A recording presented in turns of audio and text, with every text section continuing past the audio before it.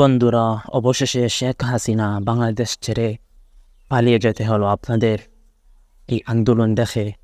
ওর যান বাঁচাতে ও দেশ থেকে পালিয়ে গেল। আপনারা ভিডিও সরাসরি দেখতে পাচ্ছেন।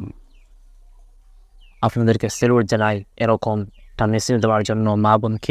মা বোনদেরকে এবং ভাইদেরকে সেলুট জানাই। আপনাদের রক্ত, আপনাদের জান, আপনাদের কুরবান এইসব সফলতা পেয়ে গেছে। আপনারা আর কোনো টেনশন করবেন না।